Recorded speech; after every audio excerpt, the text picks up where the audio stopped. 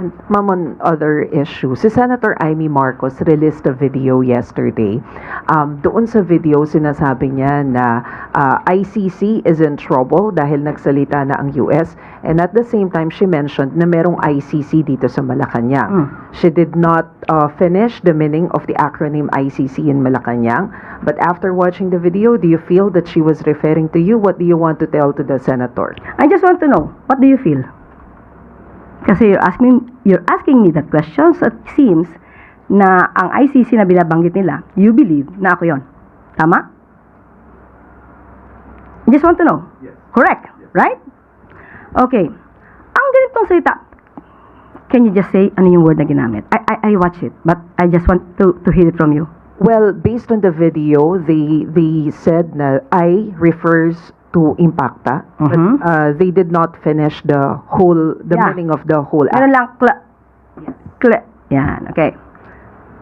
Yung ganong salita, hindi ko kasi siya sinasabi, hindi ko siya nababanggit. Kaya Maricel ko na pinabanggit. Hindi ako sanay sa mga ganong salita. Hindi ako normal na nagsasalita ng ad hominem sa kapwa ko.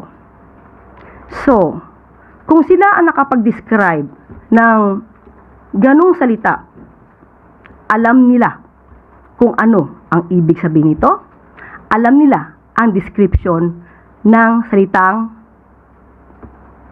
Impacta. It takes one to know one. Kaya kung sila ay affected sa aking mga nababanggit dahil tayo kumakalaban sa fake news, at iyan ang kanilang pananaw, isang Impacta ang kumalaban sa fake news. Sino ngayon ang naglalarawan ng totoong Impacta? Yung gumawa ng video, yung kasama sa video, yung nagdirect ng video. Yun ang masasabi nating totoong naglalarawan ng salitang yan. At huwag silang mag-alala. Ang corona ay nasa kanila, na kay Senator Amy at sa mga grupo nila. At hindi natin kayang agawin ito mula sa kanila. Wala ako sa kalingkingan ni Senator Amy para sa ganyang klaseng description. Sila ay nasa maximum level. Sunod na tanong mula kay Tristan Nadalo, Newswatch Plus. Yusek Claire, mapunta naman po tayo kay Vice President Sara Duterte. Sa kanyang interview sa The Hague, sa kausap niya yung mga supporter niya po, no, natanong siya kung pinanood niya or binasa man lang yung SONA ng Pangulo. Ang sabi niya po, hindi niya po binasa or hindi rin po siya interesadong panoorin because it's a waste of time of the Filipino people. Coming from the Vice President, ano po ang reaction niyo po na dito? Ano po ba ang nangyayari sa isang tao kapag hindi po inaalam ang sitwasyon ng kanyang bansa, kung ano ang programa ng Pangulo? Walang alam.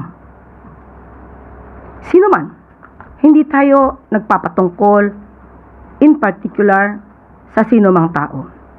Ang SONA, ito po ay paraan, ito ay ang pag-uulat ng Pangulo ng kanyang naging accomplishments, kung ano pa ang gagawin ng gobyerno para sa taong bayan.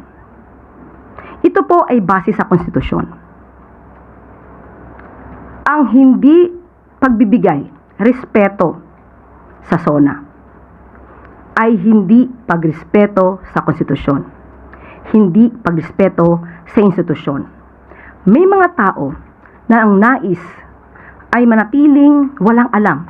Mangmang ang mga kababayan, mas madaling maging or manipulahin ang mga taong walang alam. So sa mga kababayan natin, lagi tayong maging mapanuri. Obligasyon po nating alamin ang katotohanan at huwag tayong sumunod sino man na nag-uudyok na manatili tayong mangmang sa katotohanan.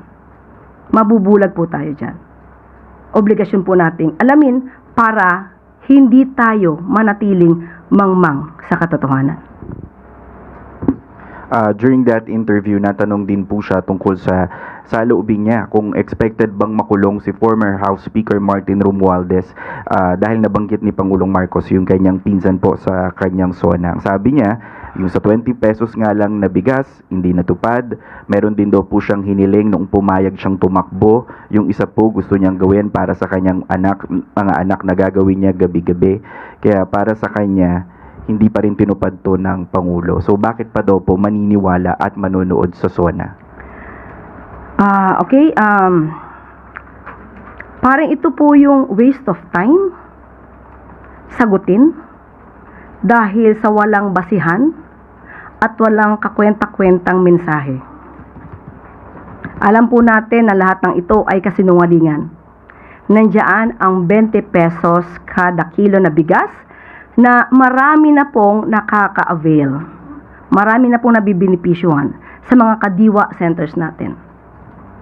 At yung patungkol sa kanyang hiling,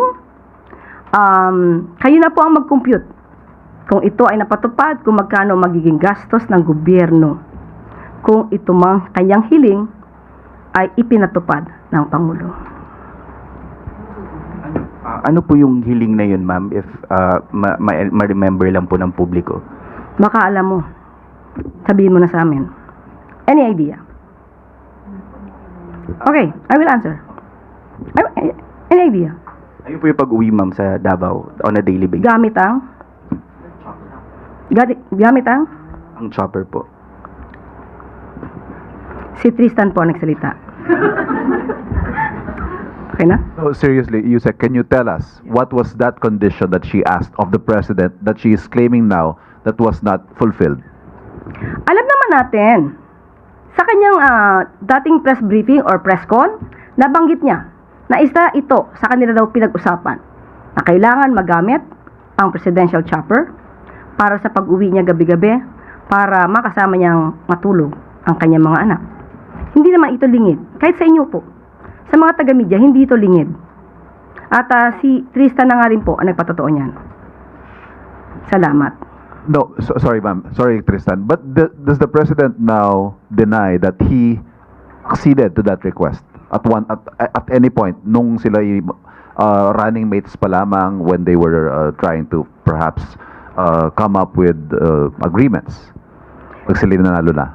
Wala po akong personal na kaalaman, hindi pa po ako parte ng administrasyon ni Pangulong Marcos Jr. So, wala po akong categorical na sagot na masasabi patungkol dyan. Sunod na tanong mula kay... Ay, may tanong pa si follow-up question kay Maricel Halili.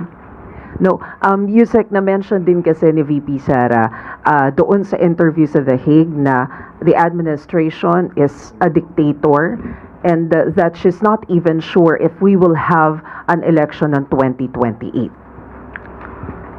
Alam naman po natin ang konstitusyon. So, again, it's a waste of time to make a response on that statement. Next question. Next question mula kay Harleen Delgado, ABS-CBN. Yusek, another follow-up on VP Sara. Sabi ko, next question. But in a separate interview, Yusek, she was asked about the recent incidents of school violence in the country, and she called it a manifestation of a weak leadership. Kaya raw po nagkakanya-kanya na yung mga tao and even government employees. Allow me to quote her, Yusek. Kasi nawawala yung moral ascendancy ng pinakataas, yung mga nasa taas. Pag sinabi nating nasa taas yung ating president, yung ating mga cabinet secretaries at iba pang nagtatrabaho sa Office of the President, kapag ganyan yung nakikita ng mga tao, nawawala yung respeto. What does the palace make of that? Anong incident yung pinatutungkalan niya? Yung school violence like the Tacloban shooting. Mabilis pong nagsagawa ng aksyon ang pamahalaan. Pati po ang PNP, ang mga kapulisan natin sa nasabing lugar. At ngayon po ay gumagawa ng aksyon para ito ay marisolba. Mas maganda po talagang alamin kung anong programa ng Pangulo para hindi po tayo nabubulag sa katotohanan. Sunod na tanong mula kay Ivan Mayrina, GMA7.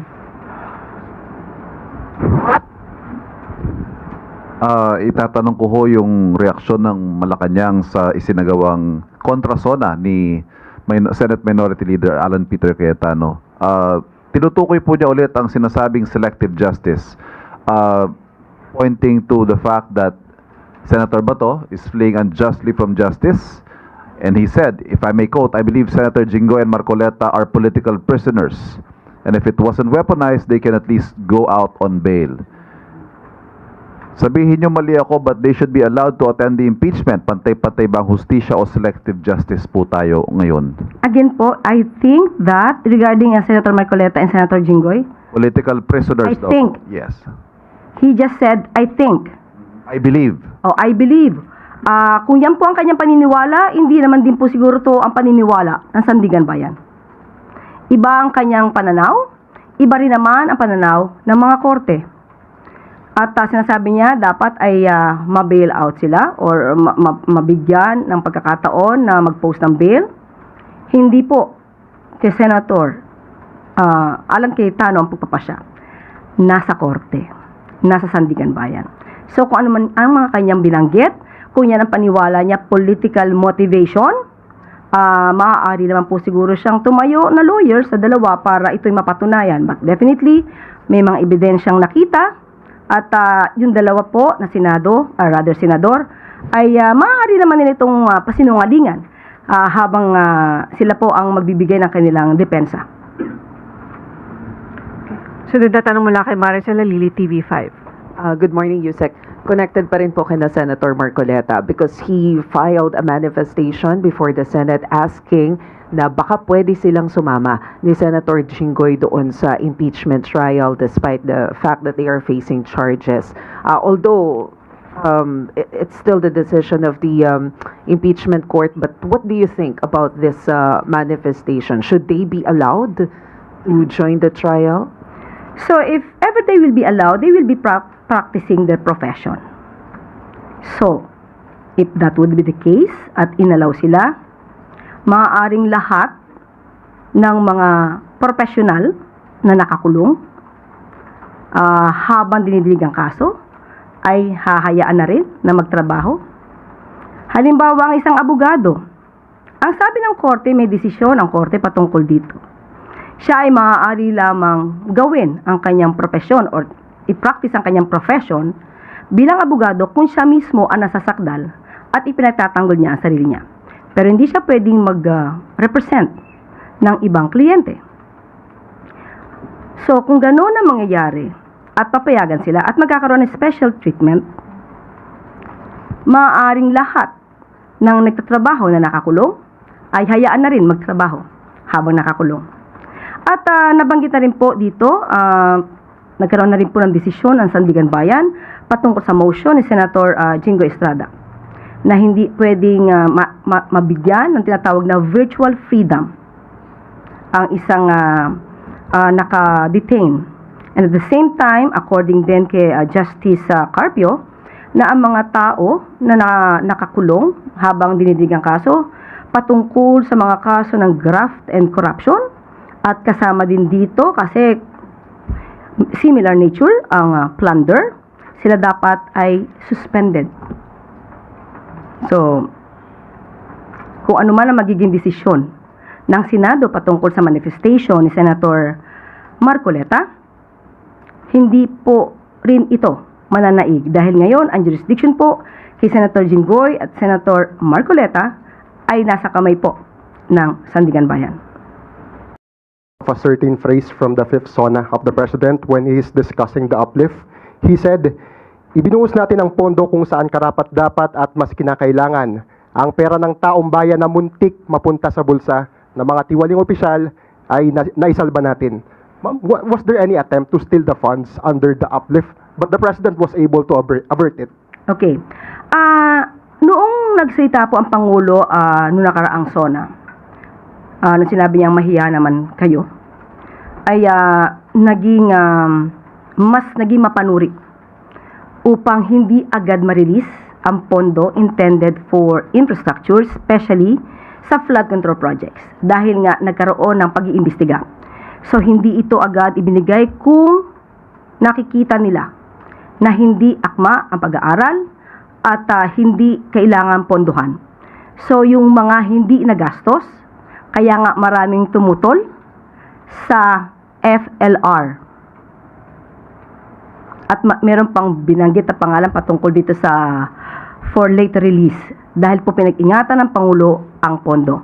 At dahil sa savings po na nagawa, dahil hindi nga sa pag-release ng mga pondo sa mga proyektong questionable, ito po ang nagamit para ipantustos sa pangangailangan para maibsan ang impact sa mga kababayan natin patungkol sa krisis sa Middle East.